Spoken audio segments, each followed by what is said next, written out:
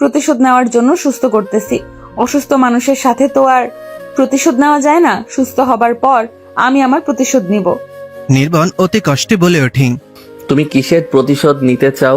তুমি তো এখন সহজেই প্রতিশোধ নিতে পারো। নিয়তি চকিত হয়ে, এখন আমি কিভাবে প্রতিশোধ নিব? শত্রুপক্ষ যখন দুর্বল থাকে তখন আমি প্রতিশোধ নেই না। এখন তুমি ইচ্ছা করলেই আমাকে ছাদ থেকে ফেলে মেরে ফেলতে পারবে। তা না করতে পারলে কলা টিপেও তো প্রতিশোধ নিতে পারো। তোমাকে আর বিরক্ত করব না। আমি মরে গেলে তো সব শেষ। নিয়তি নির্বাণের মুখ ধরে ফেলে অশ্রুভরা চোখ নিয়ে। এমন কথা কোনোদিন বলবেন না। আমি আপনার মুখ থেকে এমন কথা শুনতে চাই না। চোখ পাকিয়ে বলে ওঠে। আপনাকে রেস্ট নিতে বলেছে, এইসব নিয়ে আপনাকে চিন্তা করতে বলেনি। এখন ঘুমিয়ে নেন। নির্বাণ ঘুমানোর পর নিয়তি নির্বাণের রুমের সোফায় শুয়ে পড়ে। নিয়তি নির্বাণকে ছেড়ে কোথাও যেতে চায় না। কখন নির্বাণের কি দরকার পড়ে জানা নেই। পাখির কিচিরমিচির শব্দে ঘুম ভেঙে যায় নিয়তির। আধার কাটিয়ে নতুন দিনের সূচনা করলেন সূর্যদেব। নিয়তি সকলের জন্য সকালের ব্রেকফাস্ট বানায়। নির্বাণকে নিয়ে ছাদে আসে। হালকা শীতের আমেজে সোনালি রোদ্দুরের আলো গায়ে মাখতে কে নাচে। সকালের আলো মানুষের মন ভরিয়ে দেয়। ছোঁয়ার কাঁধে হাত রেখে হেঁটে যাচ্ছে নির্বাণ। নিয়তি ক্লান্ত হয়ে নির্বাণকে ছাদের দোলনায় বসিয়ে দেয়। নিয়তি দুষ্টুমি করে বলে ওঠে, আপনাকে একদম পাগল লাগছে। আপনাকে দেখে মনে হচ্ছে আপনি আজই পাগলাগারদ থেকে পালিয়ে এসেছেন। নির্বাণ চোখ ছোট ছোট করে। আমাকে দেখে তোমার পাগল মনে হয়? আমাকে কোন দিক থেকে তোমার পাগল মনে হয়? নিয়তি ফিক করে হাসি দিয়ে, আপনার গাল ভর্তি দাড়ি দেখে আপনাকে পাগল লাগছে। আপনি তো এতদিন মুখ শেভ করতে পারেননি, একদম হনুমানের মতো লাগছে। নির্বাণ মুখটা ছোট করে। আমাকে দেখে না হেসে পারলে আমার মুখ ক্লিন করে দাও। নিয়তি নির্বাণের দাড়িতে হাত দিয়ে, আপনাকে পাগল দেখালেও সুন্দর লাগছে।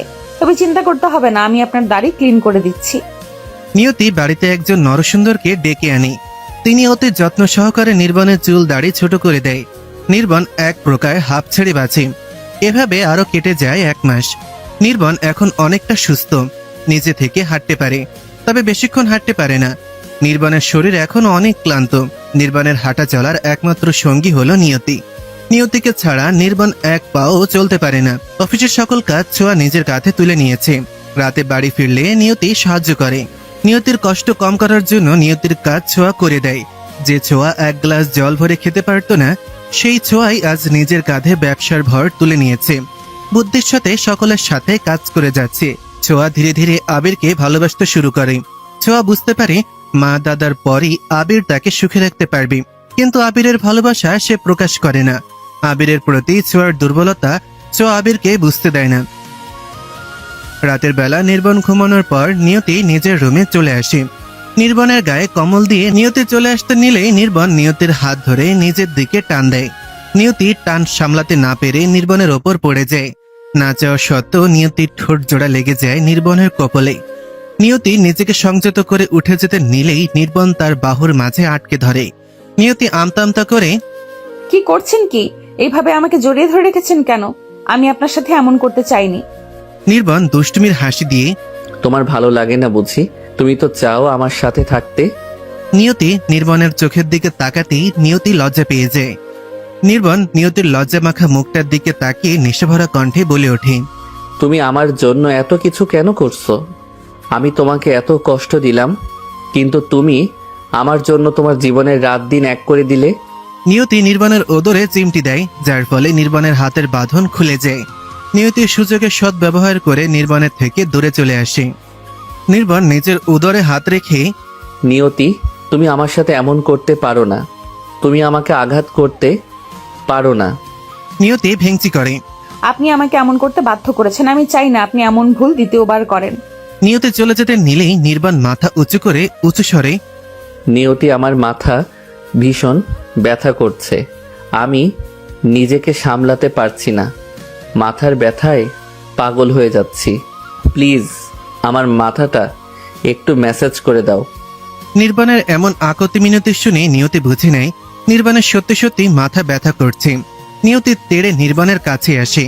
নির্বাণের মাথায় হাত রাখতেই নির্বাণ নিয়তিকে আষ্টেপৃষ্টে জড়িয়ে ধরে। নিয়তি এমন ঘটনার জন্য মোটেও প্রস্তুত ছিল না। নির্বাণের এমন ব্যবহার দেখে নিয়তি চকিত হয়ে যায়।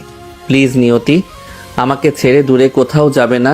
আমাকে একটা সুযোগ দাও, আমি কথা দিচ্ছি তোমাকে ছেড়ে কোনোদিন যাব না। নিয়তি নির্বাণের কথা শুনে অবাক হয়। নিয়তি ভাবতে পারেনি নির্বাণ তাকে এত তাড়াতাড়ি ভালোবেসে ফেলবে। নিয়তি নিজের সম্মানের কথা ভেবে নির্বাণকে ধাক্কা দিয়ে দূরে সরিয়ে দেয়। নিয়তি ঘৃণার সাথে বলে ওঠে, আমাকে কি খেলার পুতুল মনে হয়? যখন ইচ্ছা হবে কাছে টেনে নেবেন, আবার যখন ইচ্ছা হবে দূরে ঠেলে দিবেন। নির্বাণ নিয়তের এমন অগ্নিমূর্তির ন্যায় রূপ দেখে কিছুটা হতভম্ব হয়ে যায়। নির্বাণ ধীর পায়ে নিয়তের সামনে এসে দাঁড়ায়। নিয়তের কাঁধে হাত রেখে, তোমার কি হলো? তুমি এভাবে কেন রিয়্যাক্ট করছো? তুমি কি আমাকে ভালোবাসো না? নির্বাণের কথা শুনে নিয়তি ফিক করে হেসে দেয়। ক্ষোভ নিয়ে বলে ওঠে, আপনার মতো ছেলেকে ভালোবাসতে যাবে নিয়তি? আপনি একটা চরিত্রহীন ছেলে। যে ছেলের মন এক নারী দিয়ে ভরে না, সে ছেলেকে নিয়তি ভালোবাসবে? আপনার টাকা পয়সা বাড়ি গাড়ি দেখে নিয়তি প্রেমে পড়ে যাবে? নিয়তিকে আপনার লোভী মনে হয়? আপনার এসব চিন্তা ধারণা পরিবর্তন করেন। নিয়তি নির্বাণকে উচিত জবাব দিয়ে চলে যেতে নিলে আবারও নির্বাণ নিয়তির হাত ধরে ফেলে। নিয়তি এবার নিজের রাগকে নিয়ন্ত্রণ করতে পারল না। নিয়তির হাত ধরার সাথে সাথে নিয়তি নির্বাণের গালে কষিয়ে একটা থাপ্পড় বসিয়ে দেয়। চোখ পাকিয়ে কর্কশ কণ্ঠে বলে ওঠে, দ্বিতীয়বার নিয়তির হাত ধরার ভুল কখনো করবেন না। নিয়তির হাত ধরার অধিকার শুধু নিয়তির হাজবেন্ডের আছে। নিয়তি এক মুহূর্ত না দাঁড়িয়ে নিজের রুমে দৌড়ে চলে আসে। বিছানার চাদর আঁকড়ে ধরে কান্না করতে থাকে। নিয়তির কান্নার বাদ মানছে না। নিয়তি কান্না করতে করতে বলে ওঠে, হে সৃষ্টিকর্তা, কেন আমার জীবনে এত কষ্ট? আমি তো চেয়েছিলাম নির্বণ আমাকে স্ত্রী হিসেবে গ্রহণ করুক, তবে আজ কেন এমন হলো? কেন আমি নির্বণকে মেনে নিতে পারলাম না? চোখের অশ্রু দিয়ে নিয়তির বালিশ ভেসে যাচ্ছে। চোখের জলে যদি কোনো রং থাকতো তাহলে বালিশ তার প্রমাণ হতো। আজ নিয়তিকে সান্ত্বনা দেওয়ার মতন কেউই নেই। সবকিছু পেয়েও হারিয়ে ফেলল। এক ফোঁটা সুখের দেখাও পেল না নিয়তি।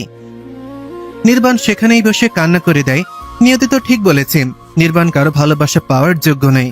নির্বাণের চোখ থেকে অনবরত অশ্রু গড়িয়ে পড়ছে।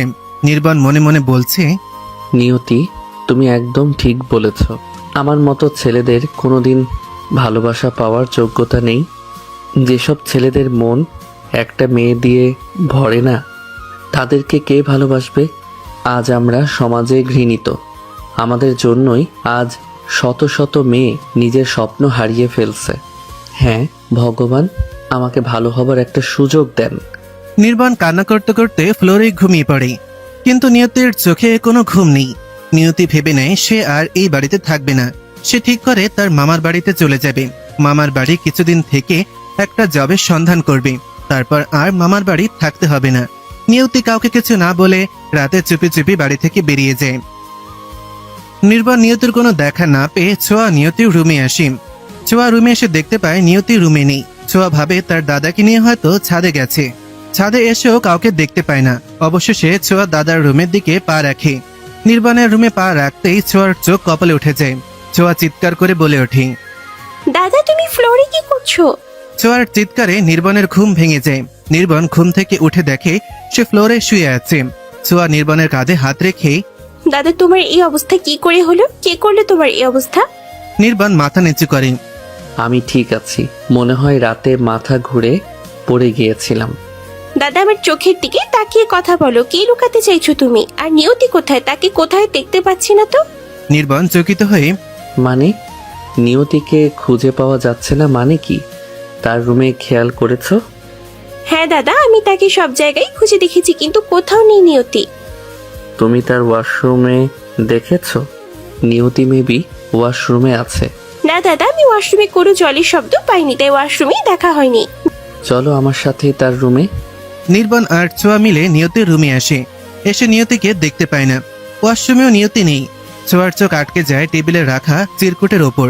ছোঁয়া চিরকুট পড়তে থাকি। একটু পর বলে ওঠে, দাদা নিয়তি চলে গেছে, সে আর কোনোদিন এ বাড়িতে আসবে না। নিয়তি চলে যেতে পারে না আমাকে ছেড়ে। নিয়তি কোনো দিন ছেড়ে চলে যাবে না। তোমাকে ছেড়ে চলে যেতে পারে না মানে কি? নিয়তি এখানে স্পষ্টভাবে লিখেছে সে বাড়িতে আর থাকতে চায় না, তাই সে চলে যাচ্ছে। নির্বাণ আগ্রহ দেখিয়ে, আর কিছু লিখেনি? কেন চলে যাচ্ছে? না, আর কিছু লেখা নেই। ছোঁয়া সন্দেহের দৃষ্টিতে নির্বাণের দিকে তাকিয়ে, দাদা তুমি কি লুকাতে চাইছো? তোমার কেন এত কষ্ট হচ্ছে? তুমি কিছু করনি নিয়তির সাথে? নির্বাণ আমতা আমতা করে, আমি কি করতে যাব নিয়তির সাথে? আমি কিছু করিনি নিয়তির সাথে। তোমার কথা আটকে আসছে কেন? আমি এখন ছোট নই, আমি সবকিছু বুঝতে পারি। কি হয়েছে আমাকে সবকিছু খুলে বলো। নির্বাণ ছোঁয়াকে জড়িয়ে ধরে কান্না শুরু করে। নির্বাণ বাচ্চাদের মতন কান্না করে যাচ্ছে। ছোঁয়া নির্বাণের কান্না দেখে অবাক হয়। ছোঁয়া নির্বাণকে বোঝানোর চেষ্টা করছে, কিন্তু নির্বাণ কান্না করেই যাচ্ছে। নিয়তি সকালের বাস ধরে সিলেটের উদ্দেশ্যে যাত্রা শুরু করে। নিয়তি নিজের বাড়িতেও যেতে পারবে না। নিজের বাবার এমন রূপ দেখে কে ওই বাড়িতে যেতে চায়? ছোঁয়া নির্বাণকে বিছানায় বসিয়ে দেয়। নির্বাণকে অভয়বাণী দিয়ে বলে ওঠে, নিয়তি কিসের জন্য চলে গেল? দাদা, তোমাকে আমি কথা দিচ্ছি, আমি নিয়তিকে ফিরিয়ে নিয়ে আসবো। তুমি সত্যি নিয়তিকে ফিরিয়ে আনবে? কিন্তু নিয়তি কোথায় গেছে জানি না। নিয়তি তো তার নিজের বাড়িতে যেতে পারে। তার নিজের বাড়ি কোথায়? নির্বাণ চোখের জল মুছে নিয়তি কোনোদিন নিজের বাড়িতে যাবে না। নিয়তি ভুল করে হলেও নিজের বাবার সম্মুখীন হবে না। নিয়তির বাড়ি থেকে জানতে পারবো নিয়তি কার বাসায় যেতে পারে। তার আগে বল, নিয়তির সাথে তোমার সম্পর্ক কি? নির্বাণ ছোঁয়ার হাত ধরে। আমি নিয়তিকে খুব ভালোবাসি, তাকে ছাড়া আমি বাঁচতে পারবো না। আমি তাকে ভালোবাসার কথা বললে সে বাড়ি থেকে চলে যায়। কিন্তু নিয়তি তোমাকে ভালোবাসে না। তোমাকে ভালো না বাসার কারণ কি হতে পারে? আমাকে ভালো না বাসার কারণ আমি তার জীবনকে ধ্বংস করে দিয়েছি। আজ আমার জন্যই নিয়তির এমন অবস্থা। নিয়তিকে বাধ্য করেছি এই বাড়িতে কাজের মেয়ে হয়ে থাকতে। নির্বাণ একটু থেমে আবারও বলতে শুরু করে নিয়তির সাথে ঘটে যাওয়া কাহিনী। নির্বাণের মুখ থেকে যা শুনে তার জন্য মোটেও ছোঁয়া প্রস্তুত ছিল না। আমি নিয়তিকে ঠকিয়ে বিয়ে করি। আমাদের বিয়ে হয় ছোটখাটো একটা মন্দিরে, যেন তেমন কেউ জানতে না পারে। নিয়তিকে প্রথম দেখায় আমার ভালো লেগে যায়। আমাদের বিয়েটা ছিল নকল, কিন্তু নিয়তিকে সারা জীবন কাছে পাওয়ার জন্য রঙের পরিবর্তনে আমি তার সিঁথিতে সিঁদুর পরিয়ে দেই। বিশ্বাস করো, তার সাথে আমি কোনো অন্যায় করিনি। তাকে টাচ করার আমার সম্পূর্ণ অধিকার আছে। বুঝতে পারলাম। তুমি তার স্মৃতিতে সিঁদুর পরিয়ে দিলে, কিন্তু তাকে আমাদের বাড়ির কাজের মেয়ে বানিয়ে কেন নিয়ে আসলে? মা তো তোমার বিয়ের জন্য প্রতিদিন বলে। সবকিছু হয়েছে নিয়তির সৎমার জন্য। নিয়তির সৎমা নিয়তির বাবাকে বিভিন্ন ধরনের ভুল বুঝিয়ে এসব কাজ করতে বাধ্য করেছে। আমি ওনার কথা মতো বিয়ের 2 দিন পর একটা নকল ডিভোর্স পেপার বানাই, কিন্তু নিয়তি জানতে পারে কোনো আদালত 2 দিনের মাথায় ডিভোর্স পেপার তৈরি করে দেয় না। ডিভোর্স নিতে গেলে সর্বনিম্ন 3 মাস সময় দেন। তারপর কি হলো? থেমে গেলে কেন? নির্বাণ চোখে জল মুছে। নিয়তির সামনে তার বাবার আসল পরিচয় ফুটে ওঠে। যদিও তিনি ছিলেন একটা মাধ্যম, আসল শয়তান ছিল নিয়তির সৎমা। আমি তাকে বলে দেই আমার কাছ থেকে নিয়তিকে ছাড়িয়ে নিয়ে আবার বিয়ে দিবে। এজন্য বলেছি যেন নিয়তি আমাকে ছেড়ে না যায়। ছোঁয়া এক কদম পিছিয়ে ছি দাদা, তুমি এত নীচ! একটা মেয়ের জীবন ধ্বংস করে দিলে। তাকে ছেড়ে দেওয়ার কথা ছিল, তার সাথে তোমাকে আমি কত বিশ্বাস করতাম। আর তুমি? ছোঁয়া আরো কিছু বলার আগেই নির্বাণ ছোঁয়ার হাত ধরে টলমল নয়নে আমি যা করেছি নিয়তিকে কাছে পাওয়ার জন্য করেছি। আমি এমন না করলে আমার জায়গায় অন্য কোনো ছেলে নিয়তির জীবন ধ্বংস করে দিত। ছোঁয়া নিজের হাত ছাড়িয়ে নিয়ে শেয়ালের হাতে মুরগি দিতে চাও না, কিন্তু তুমি নিজেই শেয়াল সেজে নিয়তিকে ভক্ষণ করলে।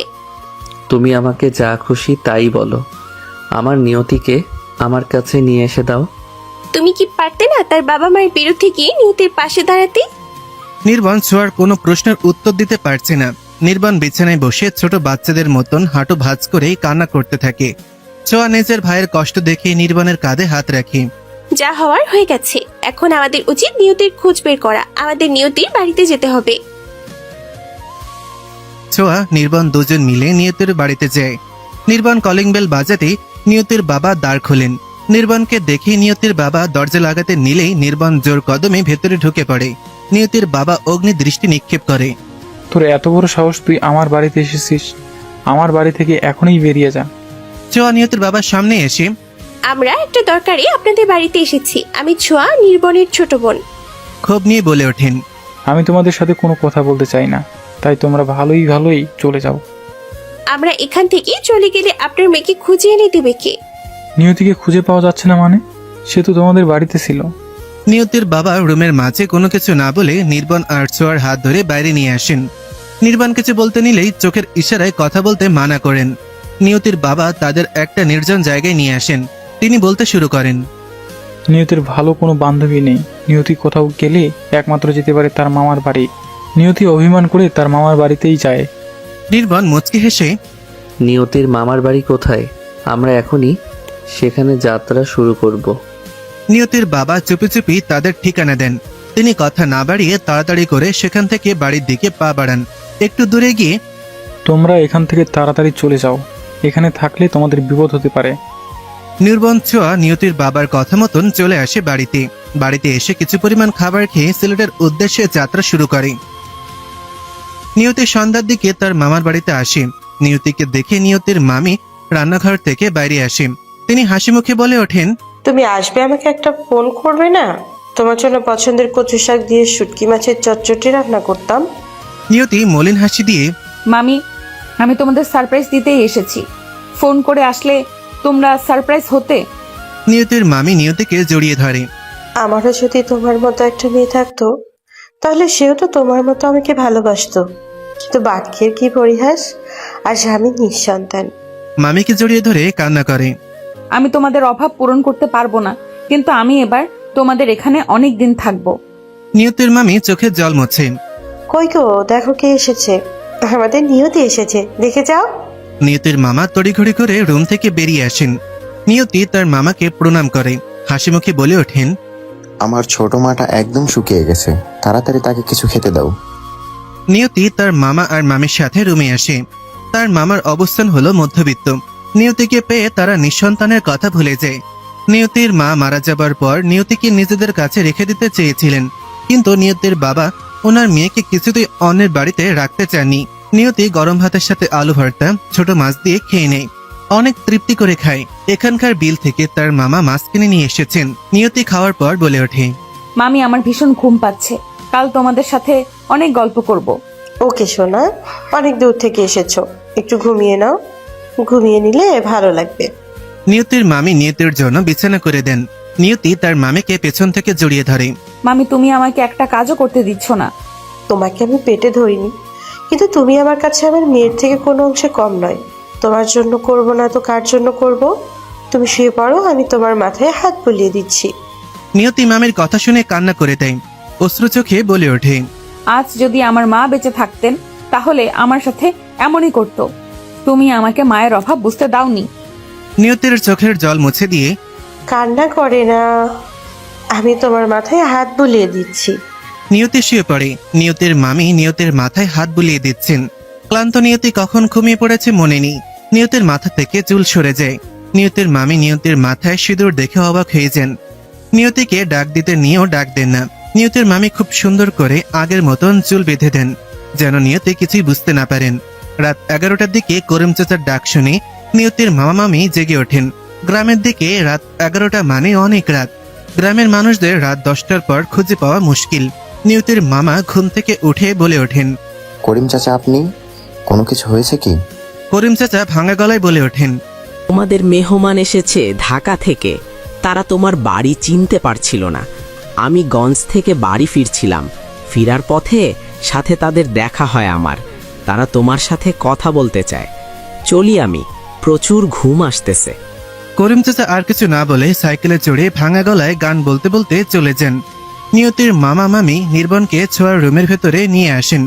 নির্বাণ দেখতে পায় নিয়তির মামা মামি ছাড়া আর কেউই নেই। নিয়তিকে দেখতে না পেয়ে নির্বাণ ওইদিকে উকি মারছে। নিয়তির মামি বলে ওঠেন, এভাবে তুমি কাকে খুঁজতেছো? তুমি আমাদের বাড়িতে চুরি করতে এসেছো? ছোঁয়া বলে ওঠে। না মামি, দাদা তো নিয়তিকে খুঁজতেছিল। নিয়তির মামি বুঝতে পারেন নির্বাণ নিয়তির হাজবেন্ড। তিনি বলে ওঠেন, নিয়তি আমাদের এখানে আসেনি, তোমরা এখনই যেতে পারো। নিয়তির মামা বলে ওঠেন, তারা কিসের জন্য এসেছে তা জানতে দাও। আর এত রাতে তারা কোথায় যাবে? বলো, তোমরা এখানে কিসের জন্য এসেছো? তোমরা নিয়তির খোঁজ করছো কেন? নিয়তি আমার এখানেই আছে। নির্বাণ নিয়তির মামার কথা শুনে দীর্ঘ একটা শ্বাস ফেলল। মুখে এক ঝিলিক হাসি নিয়ে নিয়তির সাথে আমি একবার দেখা করতে চাই। নিয়তি কোন জায়গায় আছে? নিয়তির মামি নির্বাণের সামনে এসে অনেক সহ্য করেছি, আর নয়। তোমরা এখনই আমার বাড়ি থেকে বেরিয়ে যাও। আমি থাকতে কিছুতেই দেখা করতে পারবে না নিয়তির সাথে। নির্বাণ নিয়তির মামির হাত ধরে। প্লিজ মামি, নিয়তির কাছ থেকে আমাকে আলাদা করবেন না। আমি ঢাকা থেকে সিলেটে এসেছি শুধু নিয়তির সাথে দেখা করার জন্য। নিয়তির মামি কর্কশ কণ্ঠে বলে ওঠেন। তুমি তো নিয়তির জীবনটা ধ্বংস করেছো, এখন কোন মুখে নিয়তির সামনে দাঁড়াবে? তোমার মাঝে লজ্জা বোধ বলতে কিছু নেই? মামির কথা শুনে নির্বাণ মাথা নিচু করে ফেলে। মামি ভুল কিছু বলেননি, তিনি যা বলেছেন সব সত্যি কথা বলেছেন। নিয়তির মামা ওদের দিকে চকিত হয়ে তাকিয়ে আছেন। তিনি বোঝার চেষ্টা করছেন কি হচ্ছে। তিনি কিছু বুঝতে না পেরে বলে ওঠেন। তোমরা নিয়তির সাথে দেখা করতে চাও কেন? তুমি নিয়তির কি হও? নির্বাণ মাথা নিচু করে। আমি নিয়তির হাজবেন্ড। নিয়তির আমার উপর রাগ করে চলে এসেছে। নিয়তির মামার মাথায় যেন আকাশ ভেঙে পড়ে, কারণ তিনি নিয়তির সিঁথিতে কোনো সিঁদুর দেখেননি। হিন্দু বিবাহিত মেয়েরা শাখা সিঁদুর ছাড়া বের হয় না, কিন্তু নিয়তির হাতে সিঁথিতে কিছুই নেই। নিয়তির মামা অগ্নিদৃষ্টি নিক্ষেপ করে। আর কোনো কথা নয়, আর একটা মিথ্যা কথা বললে আমার থেকে খারাপ কেউ হবে না। ছোঁয়া নিয়তির মামার সামনে এসে হাত জোড় করে। আপনি ভুল ভাবছেন, আমরা কোনো মিথ্যা কথা বলিনি। নিয়তিকে ডাক দেন, আর সে আসলেই সব সত্যি বেরিয়ে আসবে। বেশি কথা বলতে কে বলেছে? বের করে দাও এদের। মিথ্যে পরিচয় নিয়ে আমাদের বাড়িতে এসেছে। নিয়তির ঘুম ভেঙে যায় কথার শব্দে। নিয়তি বুঝতে পারে নির্বাণ আর ছোঁয়া এসেছে। নিয়তি একবার ভাবে সে মামা মামির রুমে আসবে না।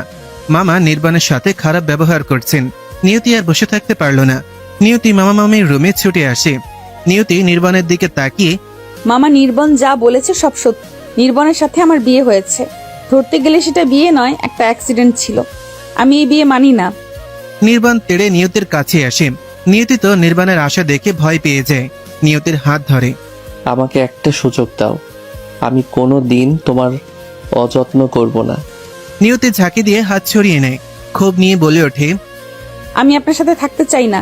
যেহেতু আপনি এখানে এসে পড়েছেন, তাই রাতটুকু থেকে সকালে চলে যাবেন। নিয়তি নির্বাণের দিকে কথাগুলো ছুঁড়ে মেরে দিয়ে রুম থেকে চলে আসে। রুমে এসে দরজা বন্ধ করতে যাবে, তখনই নির্বাণ রুমের ভেতর প্রবেশ করে। নির্বাণ রুমে প্রবেশ করেই দরজা বন্ধ করে দেয়। নিয়তি নির্বাণকে দেখতে পেয়ে ভয় পেয়ে যায়। নিয়তি এক কদম পিছিয়ে যাচ্ছে, নির্বাণ এক কদম এগিয়ে আসছে। একসময় নিয়তির পিঠ দেয়ালে আটকে যায়। নির্বাণ নিয়তির একদম কাছে চলে আসে। নির্বাণের ভারী নিঃশ্বাস নিয়তির মুখের ওপর পড়ছে। নিয়তি সাইড কেটে চলে যেতে নিলেই নির্বাণ দেয়ালে দুই পাশে হাত দিয়ে আটকায়। নিয়তির প্রাণ যায় যায় অবস্থা। নিয়তি কিছু বলতে নেবে, তখনই নিয়তির মুখে আঙুল দিয়ে নিয়তিকে থামিয়ে দেয়। নির্বাণ দুই নয়ন ভরে নিয়তিকে দেখে যাচ্ছে। এই ছেলে নিয়তির রুমে যাওয়ার পর দরজা বন্ধ করে দিল কেন? মামি চিন্তা করবেন না, তাদের সমস্যা তাদের কাঁধে ছেড়ে দেন। নিয়তির মামি তেড়ে এসে কর্কশ কণ্ঠে বলে ওঠেন। আমি কিন্তু তোমাদের কাউকে ছাড়বো না। তোমার দাদাকে দরজা খুলে বাইরে আসতে বলো। ছোঁয়া নিয়তির মামিকে পরম আদরের সহিত আলাপে বলে। মামি চিন্তা করবেন না, অ্যাক্সিডেন্টে বিয়ে হলেও তো তাদের বিয়ে হয়েছে। জন্ম মৃত্যু বিয়ে তিনটা আমাদের হাতে নেই। সৃষ্টিকর্তা যখন চাইবে তখনই হবে। বড় বড় কথা বলা বন্ধ করো। যেখানে নিয়তি থাকতে চায় না সেখানে আমি তাকে যেতে দিব না। আপনি তো চান নিয়তি সুখী থাকুক। নিয়তি সৎমার পাল্লায় পড়ে এটুকু সুখের মুখ দেখতে পাইনি। এখন যখন তার জীবনে সুখ আসছে, তখন নিয়তি বুঝতে পারছে না। নিয়তিকে বুঝিয়ে বলেন। ছোঁয়া নিয়তির মামিকে ইমোশনাল কথা বলতে থাকে, যেন তিনি এই বিয়ে নিয়ে খুশি থাকেন। তিনি মাথা চুলকাতে চুলকাতে বিছানার ওপর বসে পড়েন। নিয়তির মামা বলে ওঠেন। তোমরা তো অনেক দূর থেকে এসেছো, মনে হয় কিছুই খাওয়া হয়নি। তোমরা ফ্রেশ হয়ে নাও, তোমাদের খাবারের ব্যবস্থা করছি। এভাবে বসে না থেকে তাদের জন্য খাবারের ব্যবস্থা করো, তাদের তো না খাইয়ে রাখতে পারি না। তোমরা ফ্রেশ হয়ে নাও, আমি তোমাদের জন্য খাবারের ব্যবস্থা করছি। নিয়তির মামি চাল নিয়ে রান্না বসান। খুব তাড়াতাড়ি গরম গরম ভাত করেন। গরম গরম ভাতের সাথে ডিম ভাজি করে দেন। তিনি একটা দীর্ঘশ্বাস ফেলে মনে মনে বলে ওঠেন। তাদের আজ রাতের জন্য খাবার হয়ে যাবে। আলুর ভর্তা, ছোট মাছ, ডিম ভাজি। তিনি আমতা আমতা করে বলে ওঠেন। এইভাবে তাকিয়ে থাকার কি আছে? আমি আপনার সাথে ফিরে যাব না। তোমাকে ফিরে যেতে কে বলেছে? তোমাকে ফিরে যেতে হবে না। নিয়তি মনে মনে বলে ওঠে। কই বলবে? আমি আমার কাজের জন্য তোর কাছে ক্ষমা চাইছি। তুমি আমার সাথে যাবে, আমি তোমাকে নিতে এসেছি। সবকিছু ভুলে আমরা নতুন ভাবে শুরু করব। নির্বাণ নিয়তির কানের কাছে ফিসফিস করে বলে। তুমি না যেতে চাইলে যাবে না, কিন্তু আমি তোমাকে তুলে নিয়ে যাব। এখানে তোমাকে থাকতে দিব না। নিয়তির কানে এতটাই নেশাভরা কণ্ঠে বলে ওঠে যে নিয়তি কেঁপে ওঠে। একদম জড়সড় হয়ে দেয়ালের সাথে লেগে যায়। নিয়তির এমন অসহায় অবস্থা দেখে নির্বাণের মাথায় দুষ্টুমি বুদ্ধি কাজ করে। নির্বাণ নিয়তির কোমরে হাত দিয়ে নিজের কাছে নিয়ে আসে। না চাওয়া সত্ত্বেও নিয়তির ঠোঁট জোড়া নির্বনের ঠোঁটে লেগে যায়। নিয়তি নিজেকে কষ্ট ছাড়িয়ে নেয়। আপনি মনে হয় আজ কিছু খাননি, ফ্রেশ হয়ে নেন, আমি খাবার নিয়ে আসছি। আমি কিছু খাবো না, আমার জন্য খাবার নিয়ে আসতে হবে না। আপনি এখনো অনেক অসুস্থ, খাবার না খেলে আরো অসুস্থ হয়ে পড়বেন। আমার কিছু হবে না, আমি একদম ঠিক আছি। ছোঁয়ার জন্য খাবারের ব্যবস্থা করো, সে একদম ক্ষুধা সহ্য করতে পারে না। আমি জানি কে কে ক্ষুধা সহ্য করতে পারে না। আর হ্যাঁ, একটা কথা, গ্রামের খাবার শহরের খাবারের থেকে আলাদা। মামি যা খেতে দেবেন তাই খেয়ে নেবেন। মামি খুব যত্ন করে রান্না করেছেন। আদরের কথা বলার মাঝেই দরজায় ঠকঠক করে শব্দ করে ছোঁয়া। ছোঁয়া দরজার বাইরে থেকে বলে ওঠে। দাদা তোমার জন্য খাবারের ব্যবস্থা করেছি, খেতে আসো। ছোঁয়া আর বিরক্ত না করে চলে আসে। নির্বনকে জোর করে নিয়তি চলে আসে। মামি তাদের থালায় গরম গরম ভাত দেন, সাথে ডিম ভাজি, আলু ভর্তা, ছোট মাছ। ছোঁয়া প্রথম ভেবেছিল সে সব খাবার খাবে না, নিয়তির চোখের ইশারায় খেতে বলে। ছোঁয়া এক লোকমা খাবার মুখে দিয়ে খুব তৃপ্তি পায়। তারপর কে আটকায় তাকে? একের পর এক লোকমা করে খাবার মুখে দিয়েই চলেছে। মামি বলে ওঠেন। আস্তে আস্তে খাও, খাবার মুখে আটকে যাবে। ছোঁয়া জল খেয়ে নেয়। খাবারগুলো খুব টেস্ট, আমার খুব ভালো লেগেছে। আমাকে আরো ভাত দেন, আমি এসব খাবার কোনোদিন খাইনি। এসব খাবারে এত টেস্ট আগে জানতাম না।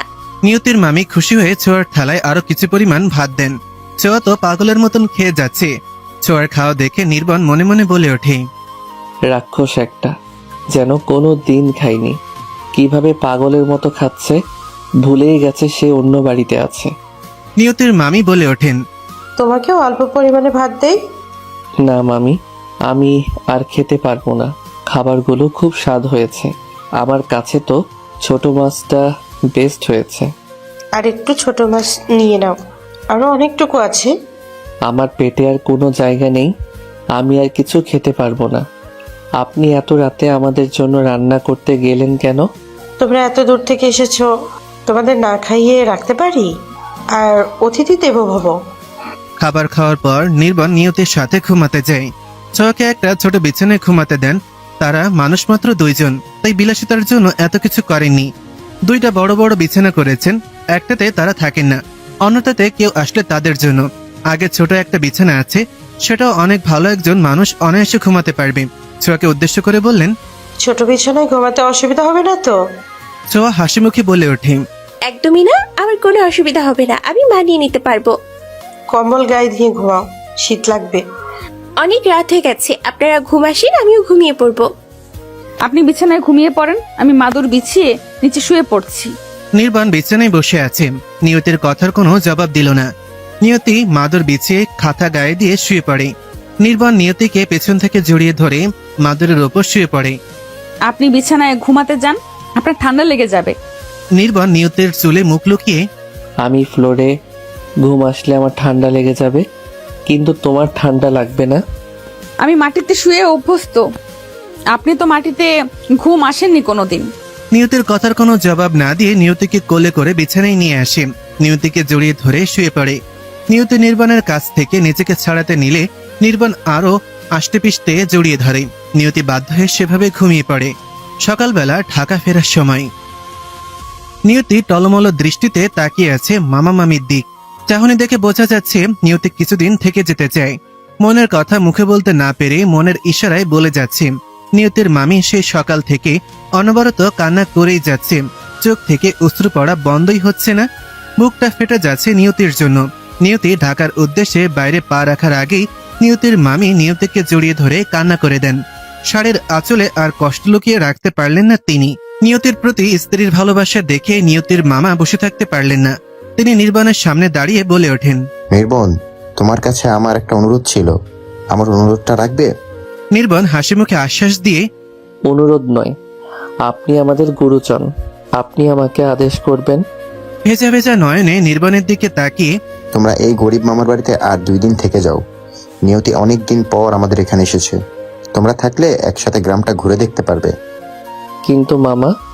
নির্বাণ কিছু বলার আগেই ছোঁয়া পাশ থেকে বলে ওঠে। আমরা আরো 2 দিন থেকেই যাবো, প্লিজ এভাবে কান্না করবেন না। ছোঁয়ার কথা শুনে আর চোখের জল ধরে রাখতে পারলেন না। টুপ করে চোখ থেকে জল গড়িয়ে পড়ল। নিয়তির মামা মামির মুখ দেখে মনে হচ্ছে তারা যেন চাঁদ হাতে ফিরে পেয়েছেন।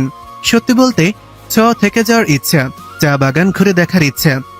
নিয়তি চা বাগানের আঁকাবাঁকা মেঠো পথ ধরে বাচ্চাদের মতন লাফিয়ে লাফিয়ে চলছে। নির্বাণ নিয়তির দিকে এক দৃষ্টিতে তাকিয়ে আছে। আজ প্রথম নিয়তিকে প্রাণ খুলে হাসতে দেখে। ছোঁয়া নিজেকে ফটো ফ্রেমে বন্দি করে রাখতে ব্যস্ত। সিলেটের দর্শনীয় স্থানগুলোর মধ্যে নজর কাড়া চা বাগানের সৌন্দর্য দেশি বিদেশি পর্যটকদের মনে জায়গা করে নিয়েছে স্বমহিমায়। চা বাগানের পাশাপাশি সিলেটে রয়েছে রাতারগুল জলাবন, হাকাউলি হাওর, লালাখাল, ভেলাগঞ্জ, তামাবিল, জাফলং ও বিছানাকান্দি সহ অসংখ্য দর্শনীয় স্থান রয়েছে। সিলেট শহরের অদূরে চা বাগান অবস্থিত হওয়ায় প্রতি বছর অনেক লোক সেখানে আসেন। সব থেকে বড় হলো যে কোনো পথ থেকেই চা বাগানের সৌন্দর্য উপভোগ করা যায়। চা বাগানের চায়ের রং, স্বাদ এবং সুবাস অতুলনীয়। চারপাশে সবুজের সমারোহ। নীল আকাশের নিচে যেন সবুজের গালিচা বিছিয়ে রেখেছে সজীব প্রকৃতি। উঁচু নিচু টিলা ঘেরা সমতলে সবুজের সমারোহ, যাকে বলে প্রকৃতির মিলন মেলা। নির্বাণ নিয়তি ছোঁয়া প্রকৃতির মাঝে হারিয়ে গেছে। তিনজনে মন থেকে প্রকৃতিকে উপভোগ করে যাচ্ছে। নিয়তি নির্বাণের হাত ধরে মেঠো পথে হেঁটে যাচ্ছে। ছোঁয়া তাদের হেঁটে যাওয়াকে ক্যামেরাবন্দি করতে ভুলেনি। চা বাগানে ঘুরতে ঘুরতে কখন যে সন্ধ্যা ঘনিয়ে আসে বুঝতে পারেনি তিনজনের কেউই। তিনজন সিলেটের সুস্বাদু চা, ফুচকা, আইসক্রিম, নাম না জানা আরো অনেক কিছুই খান। সন্ধ্যার দিকে সিলেটের সৌন্দর্য আরো ফুটে উঠেছে। লালচে সূর্যের কিরণ চা পাতার রংকে সাজিয়ে দিচ্ছে। মামা মামি চিন্তা করবে তাই তারা জলদি বাড়ি ফিরে আসে। রাতে সবার সাথে ডিনার করে যে যার মতন শুয়ে পড়ে। সব থেকে বড় সমস্যা হলো ছোঁয়ার ফোনে একটুও নেট পাচ্ছে না। নেটওয়ার্কের সমস্যার জন্য ছোঁয়া আবিরের সাথে ঠিক মতন কথা বলতে পারছে না। কথা আটকে আটকে পড়ছে, না হয় ফোন কেটে যাচ্ছে। ছোঁয়ার অভিমান হয়, রাগ করে ঘুমিয়ে পড়ে। নিয়তি নির্বাণের থেকে অনেক দূরত্ব বজায় রেখে শুয়ে আছে। নির্বাণের ভালো লাগছে না। নির্বাণ পেছন থেকে নিয়তিকে জড়িয়ে ধরে। নিয়তি খেপে গিয়ে কিছু বলতে নিয়ত থেমে যায়। ধীর গতিতে কোমল কণ্ঠে আস্তে আস্তে বলে ওঠে, আপনি দয়া করে আমাকে ঘুমাতে দেন, আমার ভীষণ ঘুম পাচ্ছে। নিয়তির চুলে মুখ লুকিয়ে নেশাভরা কণ্ঠে, আমারও ভীষণ ঘুম পাচ্ছে। তুমি কাছে থাকলে ঘুমাতে পারবো, দূরে সরে গেলে ঘুম আসবে না। নিয়তি কোনো কথা না বাড়িয়ে ঘুমের দেশে পাড়ি জমায়। নিয়তির ঘুমানোর পর নিয়তিকে একদম বুকের সাথে আষ্টেপৃষ্টে জড়িয়ে ধরে। আধার কাটিয়ে নতুন দিনের সূচনা করলেন সূর্যদেব। সকালে পাখির কিচিরমিচির শব্দ শুনতে কার না ভালো লাগে। পাখিগুলো রাত পেরোতে না পেরোতেই কিচিরমিচির শব্দ করতে থাকে। নির্বাণ, নিয়তি, ছোঁয়া ফ্রেশ হয়ে সকালের সূর্য গায়ে মাখতে ব্যস্ত। শীতের দিন সূর্যদেবের কিরণ আমাদের কাছে অমৃত। পেছন থেকে নিয়তির মামা ডাক দিয়ে বলে ওঠেন, কই তোমরা? তোমাদের জন্য টাটকা খেজুরের রস নিয়ে এসেছি। নিয়তি খেজুরের রসের কথা শুনে দৌড়ে মামার কাছে আসে। মামার কাঁধে 2টা মাটির কলসি ভর্তি খেজুরের রস নিয়ে এসেছেন। নিয়তি চকিত হয়ে, মামা এত রস খাবে কে? নিয়তির মামা মুচকি হেসে বললেন, কে খাবে মানে? আমরা খাবো। তোমার মামিকে গ্লাস নিয়ে আসতে বলো। নিয়তির মামি ট্রে করে 3টা কাচের গ্লাস নিয়ে আসতে আসতে, আমাকে ডাকতে হবে না, হ্যাঁ আমি হাজির হয়ে গেছি। বাচ্চাদের খেতে দাও তাড়াতাড়ি। খেতে দিচ্ছি। যতটুকু থাকবে তাদের জন্য পিঠা বানিয়ে দিবে। নিয়তির মামা সবাইকে 1 গ্লাস করে খেজুরের রস দেন। 1 গ্লাস খাওয়ার পর তিনি আরো তাদেরকে দেন। যতটা পারে সবাই প্রাণ ভরে টাটকা খেজুরের রস খেয়ে নেয়। জাফলংয়ের উদ্দেশ্যে বেরিয়ে পড়ে সবাই। আর শুধু নির্বাণ, নিয়তি, ছোঁয়া নয়, তাদের সাথে মামা মামিকেও নিয়ে এসেছে। নিয়তি চায় তাদের সাথে মামা মামিও আনন্দ পাক। তাদের ছেলেমেয়ে হলে কি তারা কি ফেলে আসতো? জাফলং প্রকৃতিকন্যা হিসেবে পরিচিত। সিলেট জেলার দর্শনীয় স্থানগুলোর মধ্যেই জাফলং সবার পছন্দ। সিলেটের গোয়াইনহাট উপজেলায় ভারতের মেঘালয়ের কাছাকাছি অবস্থিত। খাসিয়া জৈন্তা পাহাড়ের পাদদেশে অবস্থিত জাফলং প্রাকৃতিক সৌন্দর্যের অপরূপ লীলাভূমি। পিয়াইন নদীর তীরে স্তরে স্তরে বিছানো পাথরের স্তূপ জাফলংকে করেছে আরো আকর্ষণীয়। সীমান্তের ওপারে ইন্ডিয়ান পাহাড় টিলা, ভাউকি পাহাড় থেকে অবিরাম ধারায় প্রবহমান জলপ্রপাত, ঝুলন্ত জাউকি ব্রিজ, পিয়াইন নদীর স্বচ্ছ হিমেল পানি, উঁচু পাহাড়ে গহীন অরণ্য ও শুনশান নীরবতার কারণে এলাকাটা পর্যটকদের কাছে দারুণভাবে মোহবিষ্ট করে। এসব দৃশ্যপট দেখতে প্রতিদিনই দেশি বিদেশি পর্যটকরা ছুটে আসেন এখানে। প্রকৃতিকন্যা ছাড়াও Jaflong beauty spot, picnic spot, সৌন্দর্যের রানী এসব নামেও পর্যটকদের কাছে ব্যাপক পরিচিত। ভ্রমণ পিয়াসীদের কাছে জাফলং এর আকর্ষণই যেন আলাদা। সিলেটে এসে জাফলংয়ে ভ্রমণে না গেলে যেন ভ্রমণই অসম্পূর্ণ থেকে যায়। নিয়তির মামি প্রবহমান জলপ্রপাত দেখে ছোট বাচ্চাদের মতন লাফিয়ে লাফিয়ে যাচ্ছে। নিয়তির মামা মানা করেই যাচ্ছে, কিন্তু তিনি নিজের আনন্দে মর্ত। কারো কথায় কান দিচ্ছেন না। তিনি আজ প্রথম এত ভালোবাসা পেলেন। কেউ নিজেকে ক্যামেরা বন্ধ করতে একদম ভুলেনি। স্বচ্ছ হিমেল পানিতে পা ডুবিয়ে বসে আছে সবাই। সকলের মুখে হাসি। আজকের দিনটা তাদের জীবনে স্মরণীয় হয়ে থাকবে। নিয়তি স্পিডবোর্ডে ভয়ে নির্বাণকে জড়িয়ে ধরে। নির্বাণ কানের কাছে ফিসফিস করে বলে ওঠে, আমার একটু হলেও লজ্জা আছে, কিন্তু তোমার কোনো লজ্জা নেই। নির্বাণের কথা শুনে নিয়তি নির্বাণের দিকে অগ্নিদৃষ্টি নিক্ষেপ করে। নির্বাণ দুষ্টু হাসি দিয়ে, তুমি রাগ করলে তোমার অনেক কিউট লাগে। এভাবে মাঝে মাঝে আমার সাথে রাগ করবে। আমার কোনো লজ্জা নেই। প্যাঁচার মতন মুখ করে। কতগুলো মানুষের সামনে তুমি আমাকে জড়িয়ে ধরে আছো। আমি ভীতু নই, আপনাকে ধরতে হবে কেন? নিজের উপর আমার আস্থা আছে। নিয়তি নির্বাণকে ছেড়ে দিলেও নির্বাণ নিয়তিকে ছেড়ে দেয় না, নিজের সাথেই জড়িয়ে ধরে রাখে। নির্বাণ কোমল মায়াভরা কণ্ঠে, তুমি আমাকে ছেড়ে দিলেও আমি তোমাকে কোনোদিন ছেড়ে দিব না, সব সময় তোমাকে আগলে রাখবো। ছোঁয়া নিজের কয়েকটা পিক তুলে তাদের রোমান্স ভিডিও করছে। ছোঁয়া মেয়েটা কি বিচ্ছু। সারাদিন এনজয় করে রাতে বাইরে খেতে আসে সবাই খুব ক্লান্ত, সেজন্য আসার পরই ঘুমিয়ে পড়ে। সকালে মামির ডাকে নিয়তির ঘুম ভাঙে। চোখ মেলে নিজেকে নির্বাণের বুকে আবিষ্কার করে। লজ্জামাখা মুখ নিয়ে তাড়াতাড়ি করে কেটে পড়ে। মামির সাথে পিঠা বানাতে ব্যস্ত হয়ে পড়ে। মামি একা হাতে পারছিলেন না, সেজন্য নিয়তিকে ডাক দিয়েছেন। আজ তারা চলে যাবে। মামি বেশি করে পিঠা বানানোর ব্যবস্থা করেন। নিয়তির সাথে পিঠা দিয়ে দিবেন। মামা সকালবেলা ঘুম থেকে উঠে নিয়তির জন্য ছোট মাছ খুঁজতে বেরিয়ে পড়েছেন। মামি পিঠা বানানোর পর নিয়তির পছন্দ মতন শুটকি মাছ দিয়ে কচু শাক, নিজের পালিত দেশি মুরগি, গরুর মাংস, ছোট মাছ ভাজি, কোনো কিছুতে ত্রুটি রাখতে চান না। দুপুরে খাওয়ার পর ঢাকার উদ্দেশ্যে যাত্রা শুরু করে। নিয়তির মামা মামি তাদের গাড়ি চলে গেলেও তাকিয়ে আছেন। নিয়তির মামা মামির চোখ ওদের যাওয়ার পানে একধানে তাকিয়ে আছেন, আর চোখ থেকে অনবরত অশ্রু গড়িয়ে পড়ছে। নির্বাণ চলে যাওয়ার আগে ওদের বাসার ঠিকানা দিয়ে যায়। নিয়তির জন্য মন খারাপ হলে তারা যেন চলে আসেন। নিয়তি গাড়িতে বসে কান্না করে যাচ্ছে। মনে হচ্ছে তার মামা মামিকে সারা জীবনের জন্য হারিয়ে ফেলেছে। ছোঁয়া নিয়তিকে সান্ত্বনা দিয়ে যাচ্ছে। ঢাকা ফিরতে ফিরতে সকাল হয়ে যায়। নিয়তি সবাইকে পিঠা খেতে দিয়ে ঘুমোতে চলে যায়। নির্বাণ ছোঁয়াও ঘুমিয়ে পড়ে। দুপুরে ঘুম ভাঙে নিয়তির। নির্বাণের মায়ের জন্য খাবার বানায়। ওনার হাত পা মালিশ করে দেন। ওনাকে খেজুরের রস গরম করে খেতে দেয়। রাতের খাওয়ার পর নিয়তি নির্বাণের রুমে না গিয়ে নিজের রুমে ঘুমোতে যায়। কথা ছিল আজ থেকে নির্বাণের রুমেই আসবে। নির্বাণ নিয়তির হাত ধরতেই নিয়তি নির্বাণের গাল বরাবর কষিয়ে একটা থাপ্পড় বসিয়ে দেয়। নিয়তির এমন রূপ দেখে নির্বাণ চকিত হয়ে যায়। নির্বাণ বুঝতে পারছে না কেন নিয়তি এমন করলো। নিয়তি নির্বাণের দিকে অগ্নি দৃষ্টি নিক্ষেপ করে। আপনার লজ্জা করে মেয়েদের হাত ধরতে? আমাদের খেলনা মনে করেন? যখন খুশি মেয়েদের হাত ধরবেন। নির্বাণ চকিত হয়ে, নিয়তি, তুমি ঠিক আছো? কি হয়েছে তোমার? তুমি আমার সাথে এইভাবে কথা বলছো কেন? নিয়তি ভেঙচি কেটে, আপনার সাথে এর থেকে ভালোভাবে আমি কথা বলতে পারবো না। আপনি রুম থেকে বেরিয়ে যান। তুমি আমার সাথে থাকবে। তুমি এখানে থাকবে কেন? আমার রুমই তো এখন থেকে তোমার। আমি আপনার সাথে আপনার রুমে থাকতে যাব কেন? আপনি আমার কেউ হন না, তাই আপনার সাথে এক রুমে আমি আর কোনোদিন থাকবো না। তুমি আমার বিবাহিত স্ত্রী। মন্দিরকে সাক্ষী রেখে তোমাকে আমি বিয়ে করেছি। নিয়তি অট্টহাসি দিয়ে, কারোর মাথায় লাল রং পরিয়ে দিলেই তার সাথে সম্পর্ক গড়ে ওঠে না। আমি তোমাকে খুব ভালোবাসি। তোমাকে ভালোবাসার একটা সুযোগ দাও। আপনি ভালোবাসার কোনো মর্যাদা দিতে জানেন না। যে ভালোবাসার মর্যাদা দিতে জানে না, আমি তাকে ভালোবাসি না। নির্বাণ টলমল চোখে নিয়তির সামনে দাঁড়িয়ে, আমাকে কি একটা সুযোগ দেওয়া যায় না? আমাকে তুমি এতটাই ঘৃণা করো? আমার জন্য তোমার মনে কোনো ভালো লাগা কাজ করে না? নিয়তি নির্বাণের থেকে চোখ সরিয়ে নিয়ে, আপনার জন্য আমার মনে কোনো ফিলিংস নেই। যার জন্য কোনো ফিলিংস নেই তাকে কিভাবে ভালোবাসবো? নিয়তির বাহু চেপে ধরে। কেন আমার জন্য দিনকে রাত, রাতকে দিন করেছো? কেন আমাকে সেবা যত্ন করে সুস্থ করে তুললে? মানবতার দিক বিবেচনা করে আপনাকে সুস্থ করে তুলেছি। আর আমি বাড়ির কাজের লোকদের প্রধান কর্তব্য হলো মালিক অসুস্থ হলে সেবা যত্ন করা। নির্বাণ নিয়তির কথাগুলো নিতে পারছে না। খুব রাগ হচ্ছে নিয়তির উপর, কিন্তু নির্বাণ নিরুপায়। তার জন্য নিয়তির এমন অবস্থা।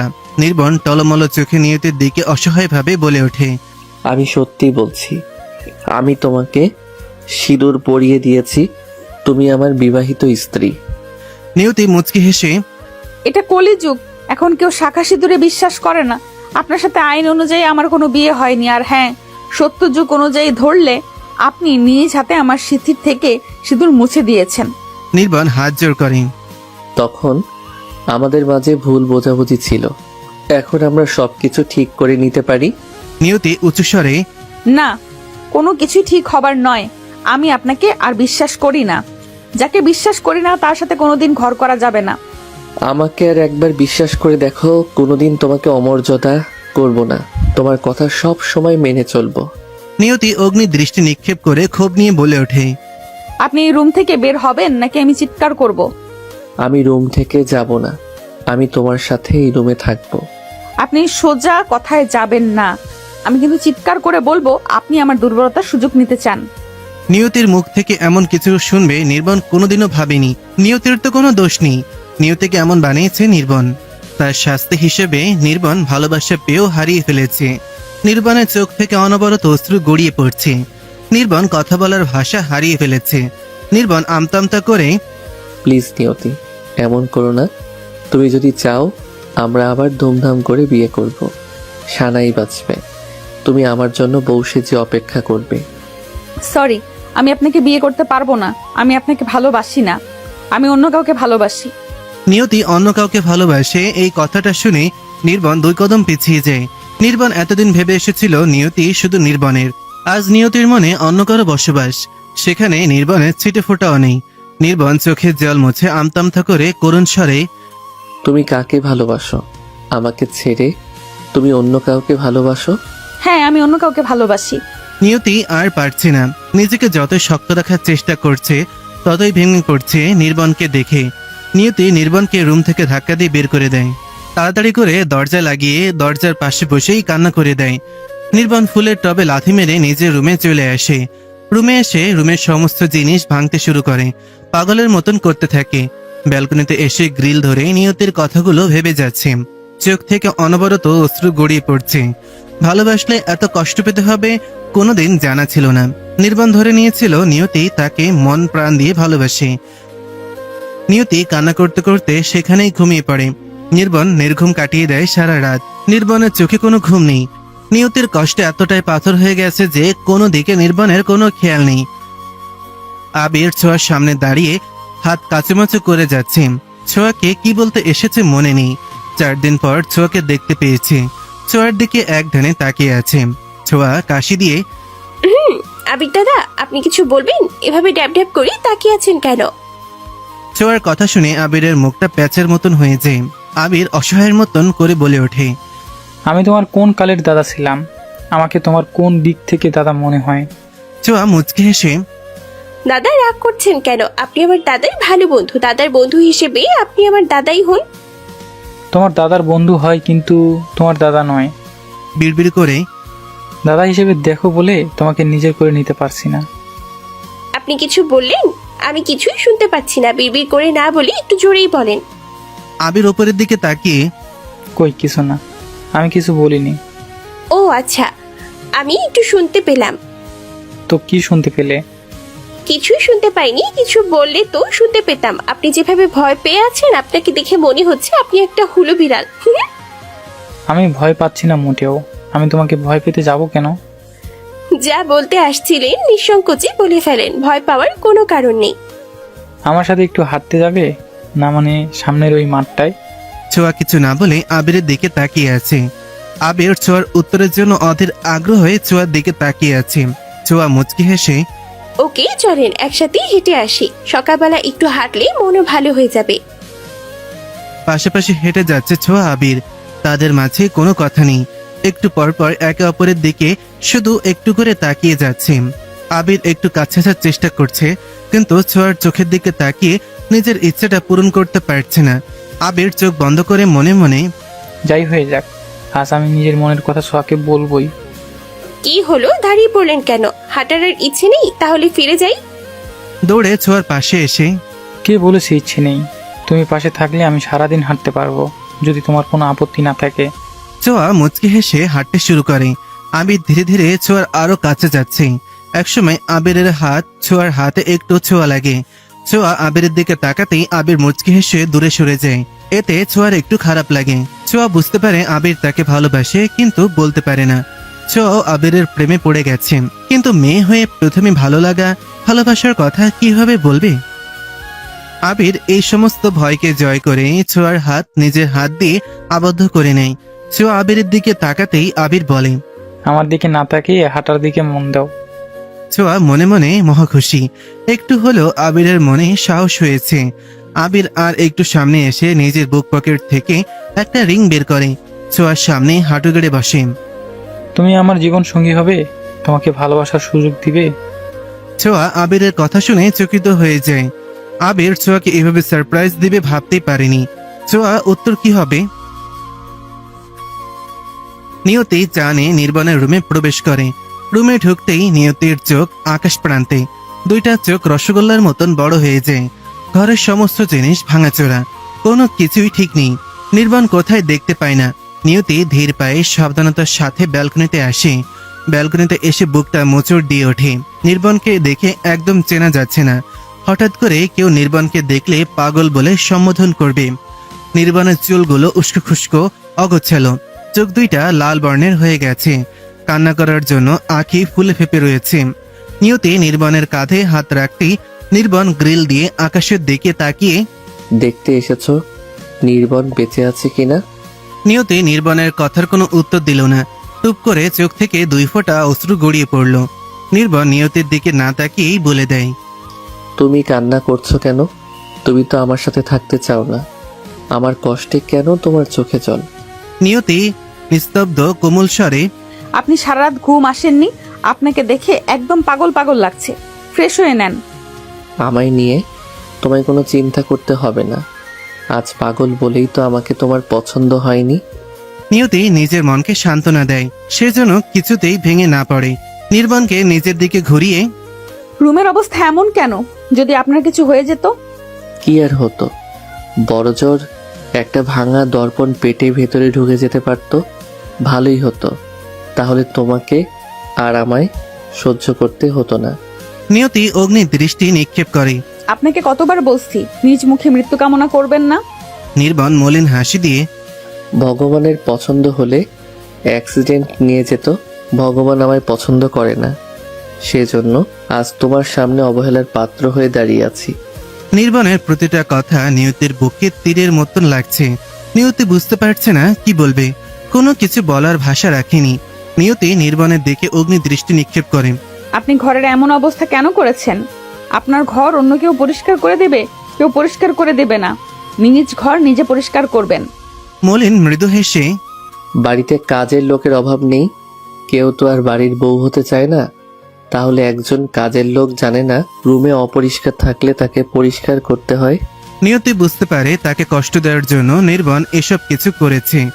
নিয়তি নির্বাণের হাতে চা তুলে দেয়, ইশারায় খেতে বলে, কিন্তু নির্বাণ চা ফ্লোরে ফেলে দিয়ে, আমার চা খেতে ইচ্ছা করছে না। বেলকনি সহ রুমটা একদম পরিষ্কার যেন দেখতে পাই। কোনো ময়লা থাকলে ফলাফল ভালো হবে না। নির্বাণ এক প্রকার থ্রেড দিয়ে ওয়াশরুমে চলে যায়। চলে যেতেই নির্বাণ বলে ওঠে, দেখি নিয়তি, তুমি কতদিন আমার থেকে মুখ লুকিয়ে থাকতে পারো। তুমি একদিন নিজে এসে বলবে আমায় ভালোবাসো, আমি তোমার মুখ থেকে ভালোবাসার কথা বের করেই ছাড়বো। ছোঁয়া আবিরের দিকে হাত বাড়িয়ে দেয়। আবির ছোঁয়ার হাতে রিং পরিয়ে আলতো করে ছোঁয়ার হাতে একটা কিস করে। ছোঁয়া আবিরের স্পর্শ পেয়ে কেঁপে ওঠে, লজ্জা পেয়ে চোখ বন্ধ করে ফেলে। আবির ছোঁয়ার চোখে মুখে ফু দেয়। ছোঁয়া চোখ মেলে তাকাতেই আবির বলে ওঠে, সোয়া, তুমি কিন্তু আমার প্রশ্নের উত্তর দিলে না, কিন্তু তোমার লজ্জা মাখা মুখ দেখতে অসাধারণ লাগে। ছোঁয়া আবিরকে জড়িয়ে ধরে। আবিরও ছোঁয়াকে জড়িয়ে ধরে। ছোঁয়া বলে ওঠে, সব কথা মুখে বলতে হয় না, কিছু কথা চোখে পড়ে নিতে হয়। চোখে চোখে কথা হবে, ঠোঁটে ঠোঁটে নাড়া দিবে।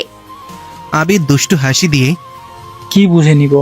আমি তোমার দাদা হই নাকি অন্য কিছু? আবিরের কথা শুনে ছোঁয়া কেঁপে যায়, অগ্নি দৃষ্টি নিক্ষেপ করে। আপনি আমার দাদা হতে যাবেন কেন? হ্যাঁ, আপনাকে আমি দাদা হিসেবে মানি না। তাহলে আমাকে কোন চোখে দেখো? ছোঁয়া খেপে বলে, আমি আপনাকে খুব ভালোবাসি, আর কিছু বলতে পারবো না। আমি আপনাকে দাদা মানি না। ছোঁয়াকে আর পায় কে? ছোঁয়া ভুয়ো দৌড় দিয়ে চলে যায় সেখান থেকে। আবির মনে মনে হেসে ফেলে, আজ তার মনের কথা ছোঁয়াকে বলতে পেরেছে। নির্বন ওয়াশরুম থেকে বের হয়ে দেখে নিয়তি অগ্নিমূর্তি ধারণ করে রুম পরিষ্কার করছে। নিয়তির এমন অবস্থা দেখে নির্বনের খুব হাসি পাচ্ছে। নিয়তির মুখটা দেখে কষ্টের মাঝেও হাসি পাচ্ছে। নিয়তি নির্বনের দিকে তাকিয়ে কাচের টুকরো তুলতে গেলেই হাত কেটে ফেলল। আউচ! কথা বলার সাথে নির্বন দৌড়ে এসে নিয়তির আঙুলে হাত দেয়। কেটে যাওয়া আঙুল মুখে নিয়ে রক্ত পান করতে থাকে। নিয়তি অবাক চোখে নির্বনের দিকে তাকিয়ে আছে, মনে মনে বলে ওঠে, আমি আপনাকে কেন কষ্ট দিচ্ছি আপনি একদিন নিজেই বুঝতে পারবেন। কি হলো, এভাবে তাকিয়ে আছো কেন? আপনি আমার ময়লা হাত মুখে নিলেন কেন? হাতে অনেক জীবাণু আছে। ডোন্ট কেয়ার লুক নিয়ে কোনো কিছু পরোয়া করি না, আর সামান্য জীবাণু আমার দেহের কিছু করতে পারবে না। তোমাকে এসব করতে হবে না, অন্য কেউ করে নিবে। নিয়তি নির্বনের কথাই মাথা নাড়িয়ে সম্মতি জানায়। নিয়তি চলে যেতে নিলেই মিস নিয়তি, আমি তোমাকে এখান থেকে চলে যেতে বলছি। নিয়তি মাথা নিচু করে। না মানে এখন তো আমার কোনো কাজ নেই, তাই এখানে আমি দাঁড়িয়ে থাকতে চাই না। তুমি এই বাড়ির কাজের লোক, আমি তোমাকে যা বলবো তুমি তাই করবে। আমি যখন এখান থেকে তোমাকে চলে যেতে বলবো তখনই তুমি চলে যাবে। নিয়তি মাথা নাড়িয়ে সম্মতি জানায়। নিয়তির এমন স্বভাব দেখে নির্বনের মনে ঢোল বাজছে। বলতে ইচ্ছে করছে, ঢাকের তালে খুশিতে মেতেছে মন, কিন্তু কি আর করার, নিয়তির সামনে এমন কিছু করতে পারবে না। নিয়তিকে একবার রাউন্ড করে মুচকি হেসে বলে ওঠে, দাঁড়িয়ে না থেকে বসে পড়ো। তোমাকে দাঁড়াতে বলিনি, বসে থাকতে বলেছি। নিয়তি বিরক্ত সূচক দৃষ্টি নিক্ষেপ করে মনে মনে বলে ওঠে, আপনাকে নিয়ে মজা করা হচ্ছে নাকি আমাকে কষ্ট দেওয়া হচ্ছে? আমারও দিন আসবে, তখন আমিও দেখে নিব কি করেন আপনি। গর্ত খুঁজে পাবেন না। নিয়তির কানের কাছে ফিসফিস করে বলে ওঠে, বকাগুলো আর একটু জোরে দিলে ভালো হতো, কিছুই শুনতে পাচ্ছি না। আসলে ইদানিং কানে কম শুনি। নিয়তি ভেংচি কেটে সোফায় বসে পড়ে। নির্বন উদ্ভট গলায় গান শুরু করে। না আছে গানের কোনো অর্থ, না আছে গানের সুর। এত জোরে গান বলেছে নিয়তির কান ফেটে যাওয়ার উপক্রম। নিয়তি কান ধরে নির্বনের দিকে অগ্নি দৃষ্টি নিক্ষেপ করে তাকিয়ে আছে। নির্বন পোশাক পরে বলে ওঠে, নিয়তি, এই দিকে শুনে যাও। নিয়তির কানে হাত থাকায় নির্বনের কথা ততটা কানে যায়নি। গান মনে করে নিয়তি একই জায়গায় বসে আছে। নিয়তির কান থেকে হাত ছড়িয়ে নিয়ে তোমাকে ডাকছি, কথাগুলো কি কানে যাচ্ছে? হ্যাঁ, আমাকে কি করতে হবে? দেখতে পাচ্ছ না আমার শার্টের সবগুলো বাটন খোলা, লাগিয়ে দাও। নিয়তি মিহি কণ্ঠে, আমি পারবো না। আমি আপনার শার্টের বাটন লাগিয়ে দিতে পারবো না। কাজের লোকদের মুখে কোনো অজুহাত শুনতে চাই না। কাজের লোক কাজ করবে না তা তো নয়। নিয়তি এক প্রকার বাধ্য হয়ে নির্বাণের শার্টের বাটন লাগিয়ে দিচ্ছে। বাটন লাগানোর পর বলে ওঠে, অফিসে যাওয়া আপনার বারণ। কোথায় যাচ্ছেন? কেউ ভালোবাসে না, সেজন্য বাহিরে ভালোবাসার মানুষ খুঁজতে যাচ্ছি। আমাকে আজ অনেক হ্যান্ডসাম লাগছে। আমি নিশ্চিত আজ আমার প্রেমে 10টা মেয়ে হাবুডুবু খাবে। নির্বাণের কথা শুনে নিয়তির খুব রাগ ওঠে। নিয়তি ঝাড়ু নিয়ে নির্বাণের সামনে দাঁড়ায়। অগ্নিমূর্তি ধারণ করে নির্বাণের দিকে তাকিয়ে আছে। সাপের মতন ফুসফুস করছে। দেখে মনে হচ্ছে কোনো হিংস্র ক্ষুধার্ত প্রাণী। নির্বাণ ভয়ে বলে ওঠে, আমার দিকে এভাবে ঝাড়ু তাক করে রেখেছো কেন? আমি এখন কিছু করিনি, আমার পথ থেকে সরে যাও। নিয়তি ক্ষোভ নিয়ে বলে ওঠে, আপনি এক পা বাইরে রেখে দেখান, তারপর আমার নাম পাল্টে রাখবো। শুকনো ঢোক গিলে আমি বাহিরে পা রাখলে তুমি কি করবে? এইভাবে আমায় থ্রেট দিচ্ছ কেন? বাহিরে পা রাখলে আপনার পা পায়ের জায়গায় থাকবে না, কেটে হাতে ধরিয়ে দিব। আটকে আটকে বলে ওঠে, তুমি তো আমায় ভালোবাসো না, তাহলে আমার উপর কেন অধিকার দেখাচ্ছ? ভালোবাসার মানুষ খুঁজতে দিবে না? নির্বাণের মুখ চেপে ধরে। আপনার মুখে এই খোঁচা খোঁচা দাড়ি আর দেখবে না। আপনাকে দেখতে একদম হনুমান লাগবে। আমার কথা ছাড়া এক পা বাইরে রেখে দেখান। নির্বাণ নিয়তির কোমর ধরে নিজের কাছে টেনে নিয়ে আসে। আচমকা নির্বাণ নিয়তির কোমরে হাত রাখাতে নিয়তি ভয়ে কেঁপে ওঠে। নিয়তি পরক্ষণেই বুঝতে পারে, নির্বাণকে ধাক্কা দিয়ে দূরে সরিয়ে দেয়। আমাকে টাচ করার চেষ্টা করবেন না। আপনার প্রতি আমার কোনো ইন্টারেস্ট নেই, তাই আমাকে টাচ করলে হাত ভেঙে রেখে দিব। নিয়তি নির্বাণকে হুমকি দিয়ে রুম থেকে চলে যায়। নির্বাণ আনমনে নিয়তির কথা ভেবে হেসে ফেলে। মিসেস নিয়তি, তুমি নিজেও ভালোবাসবে না, আমাকেও ভালোবাসতে দেবে না, তবে আমি আমার ভালোবাসা আদায় করে নিব। আমি জানি তুমি আমাকে আমার অন্যায়ের শাস্তি দিচ্ছ। আমি তোমার সব শাস্তি মাথা পেতে নিব। ছোঁয়া আবিরের মা বাবার সামনে লজ্জা লজ্জা ভাব নিয়ে বসে আছে। আবিরের দিকে তাকাতেই আবির ছোঁয়াকে চোখ টিপ দেয়। এতে ছোঁয়া আরো লজ্জা পেয়ে যায়। ছোঁয়া আবিরের দিকে অগ্নি দৃষ্টি নিক্ষেপ করে মনে মনে আজই প্রপোজ করলো আর আজই আমার বাড়িতে বিয়ের প্রস্তাব নিয়ে এসেছে। কেন আমার প্রেম করতে ইচ্ছে করে না বুঝি? আমি বানের জলে ভেসে আসছি। হ্যাঁ, সবার চোখ ফাঁকে দিতে পারলেও নিয়তির চোখ ফাঁকে দিতে পারেনি আবির। আবিরের চোখ টিপ দেখে ফেলে নিয়তি। নিয়তি ধীরে ধীরে আবিরের কাছে আসে। সুযোগ বুঝে আবিরের পেটে বসিয়ে দেয় বিলাই চিমটি। আবির চিমটি সহ্য করতে না পেরে হাউস বলে চিৎকার দিয়ে ওঠে। নিয়তি মুচকি হেসে ছোঁয়া আবিরকে মেবি পিঁপড়া কামড় দিয়েছে, তাকে মেডিসিন লাগিয়ে দাও। আবিরের দিকে শয়তানি দৃষ্টিতে তাকিয়ে প্রেম করার রাস্তা বানিয়ে দিলাম, যাও মন খুলে প্রেম করো। আবির ইনোসেন্ট মুখ করে ছোঁয়ার সাথে ছোঁয়ার রুমে চলে আসে। আবির কিছু বলতে নেবে তার আগেই ছোঁয়া আবিরের মুখ ধরে আপনি এত আনরোমান্টিক কেন? আমরা আগে কিছু বছর প্রেম করব, তারপর বিয়ে করব। সকালে প্রপোজ করে বিকেলে বিয়ের প্রস্তাব। আবির চোখের ইশারায় মুখ থেকে হাত ছড়াতে বলে, কিন্তু ছোঁয়া সেদিকে খেয়াল নেই। ছোঁয়া নিজের মতন করে বকবক করেই যাচ্ছে। আবির কোনো উপায় না পেয়ে ছোঁয়ার কোমরে হাত দিয়ে নিজের কাছে নিয়ে আসে। আবিরের স্পর্শ পেয়ে ছোঁয়া কেঁপে ওঠে। ছোঁয়ার মুখে আর কোনো কথা নেই। ছোঁয়া চোখ বড় বড় করে আবিরের দিকে তাকিয়ে আছে। আবির দুষ্টু হাসি দিয়ে আমি রোমান্টিক হলে আমায় সহ্য করতে পারবে তো? আবিরকে ধাক্কা দিয়ে আপনি দূরে সরে দাঁড়ান, রোমান্টিক হতে হবে না। আবিরের বাবা বলে ওঠেন, যেখানে ছেলে মেয়ে দুজনই রাজি আছে, তাই আমরা আর দেরি করতে চাই না। নির্বাণের মা নির্বাণের দিকে তাকিয়ে আসলে আমি কোনো কথা দিতে পারছি না। আমি ছোঁয়ার মা হলেও আমার থেকে ছোঁয়ার ওপর বেশি অধিকার নির্বনের। আবিরের মা নির্বাণের পাশে বসে। কি বলো নির্বন? তোমার বোনকে আমার বাড়ির বউ হতে দিবে না? ছোঁয়াকে তোমার মতো ভালোবাসতে পারবো না, কিন্তু ভালোবাসা দিয়ে ভরিয়ে দেওয়ার চেষ্টা করব। নির্বাণ টলমল নয়নে আঙ্কেল যে সিদ্ধান্ত নিবে আমি তাতেই রাজি। আগামী মাসের 1 তারিখে তাদের বিয়ে। মাত্র 15 দিন পর বিবাহের কাজটা সম্পূর্ণ করতে চাই। নির্বাণ মাথা নাড়িয়ে সম্মতি জানায়। আবিরের মা বাবা আরো অনেক বিষয়ে কথা বলতে থাকেন। নির্বাণ মন ভার করে নিজের রুমে চলে আসেন। খুব কষ্ট হচ্ছে ছোঁয়ার জন্য। আর মাত্র 15 দিন তার বাড়িতে থাকবে, তারপর আর তাকে নিজের চোখে দেখতে পারবে না। ভাবতেই চোখ দিয়ে 2 ফোঁটা জল বেরিয়ে আসে। নিয়তি নির্বাণের পেছন পেছন অনুসরণ করে চলে আসে। নির্বাণের কাঁধে হাত রাখতে নির্বাণ ভয় পেয়ে যায়। কে? চকিত হয়ে বলে ওঠে, এভাবে চমকে উঠলে কেন? কি হয়েছে আপনার? আপনার চোখে জল কেন? চোখের জল মুছে কই চোখে জল? আমার চোখে কোনো জল নেই। কান্না করছিলেন কেন? মলিন হাসি দিয়ে কান্না করব কেন? মনে হয় চোখে কোনো কিছু পড়েছিল, তাই চোখে জল এসে পড়েছে। নির্বাণকে নিজের দিকে ঘুরিয়ে কোনটা চোখের জল আর কোনটা নিচ থেকে বেরিয়ে আসা জল সেটা আমি ভালো করেই জানি। কার কথা ভেবে খারাপ লাগছে? নির্বাণ নরম স্বরে ভেজা কণ্ঠে আমি কি আর ছোঁয়াকে দেখতে পাবো না? সে কি আমাদের ছেড়ে একেবারে চলে যাবে? নিয়তি বুঝতে পারে ছোঁয়া হলো নির্বাণের একমাত্র দুর্বলতা। খুব বেশি ভালোবাসে ছোঁয়াকে। ছোঁয়া যেন চোখে হারায়। নিয়তি অভয়বাণী দিয়ে মন খারাপ করছেন কেন? যখন ইচ্ছে তখন ছোঁয়ার সাথে দেখা করবেন। আবির তো আপনার বন্ধু, ছোঁয়াকে খুব ভালো রাখবে। তুমি সত্যি বলছো তো? ছোঁয়া আবিরের সাথে ভালো থাকবে? ছোঁয়ার কোনো কষ্ট হবে না? ছোঁয়াকে খুব ভালোবাসে, ছোঁয়ার কোনো কষ্ট হবে না। অনেক রাত হয়েছে, আপনি ঘুমিয়ে পড়েন। কাল তো সারা রাত ঘুম আসেননি। তুমি ঘুম আসবে না? তুমি কখন ঘুমের দেশে পাড়ি জমাবে? নিয়তি চোখ অন্যদিকে সরিয়ে আমায় নিয়ে চিন্তা করতে হবে না, আমি সময় মতো ঘুমিয়ে যাব।